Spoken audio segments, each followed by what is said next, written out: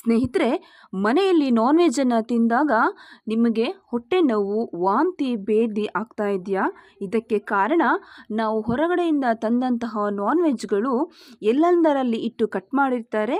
Plus ಅದ್ರ ಜೊತೆಗೆ ಕಾಲ್ಧೂಳಾಗಿರುತ್ತೆ ಮತ್ತು ಕಣ್ಣು ದೃಷ್ಟಿಯಾಗಿರುತ್ತೆ. ಹಾಗಾಗಿ ಹಿರಿಯವರು ಹೇಳ್ತಾರೆ, ಈ 2 ಕೆಲಸಗಳು ನೀವು ತಪ್ಪದೇ ಮಾಡಬೇಕು ಅಂತ ಹೇಳಿ. ಏನಂತ ಹೇಳಿದರೆ, ಈ ಕುಡ್ಲು ಅಥವಾ ಚಾಕುಗಳನ್ನು ಒಲೆಯಲ್ಲಿ ಇಟ್ಟು ಕೆಂಪುಗೆ ಕಾಯಿಸಿ ಅದನ್ನು ಸಾಂಬಾರಲ್ಲಿ ಈ ರೀತಿಯಾಗಿ ಎಜ್ಜಬೇಕು. ಇದರಿಂದ ಕಾಲ್ಧೂಳಿನ ಸಮಸ್ಯೆ, ಹೊಟ್ಟೆ ನೋವು, ಕಣ್ಣು ದೃಷ್ಟಿ, ಸೋಕು ಇದಷ್ಟನ್ನು ನಾವು ತಡೆಗಟ್ಟಬಹುದು ಅಂತ ಹೇಳಿ ಹಿರಿಯರ ನಂಬಿಕೆ.